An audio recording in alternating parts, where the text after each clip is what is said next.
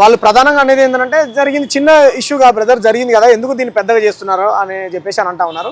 ఇది మా జాతి సమస్య, మా ఆత్మగౌరవం మీద దాడి చేశారు కాబట్టి ఇది మా ఆత్మగౌరవ సమస్య. ప్రాంతేతరుడు మా ప్రాంతం మీద దాడి చేసినప్పుడు, కులం పేరు మీద దూషించినప్పుడు ఇది చిన్న సమస్య కాదు, పెద్ద సమస్య అని చెప్పేటువంటి ప్రయత్నం చేస్తూ ఉన్నాం.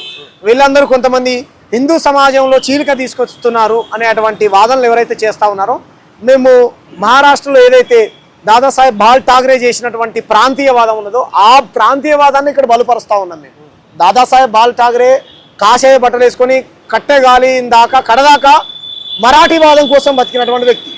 మేము మా ప్రాంతంలో మా ప్రాంత హక్కుల కోసం కొట్లాడుతూ ఉన్నాం. మా ప్రాంతం వాళ్ళకు ఉద్యోగ ఉపాధి అవకాశాలు కల్పించాలి.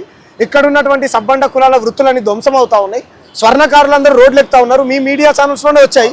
పంచవృత్తులందరూ రోడ్లు ఎక్కారు, కొమటోళ్ళందరూ రోడ్లు ఎక్కారు. ఇంకా రకరకాల పనులు చేసుకునేటువంటి వాళ్ళు వ్యాపారాలను దెబ్బతింటున్నాయి అంచేత మేము గలమెప్పుతా ఉన్నాం అని చెప్పేసి వాళ్ళు అంటూ ఉన్నారు. వాళ్ళకు తోడు మేము అయ్యాము.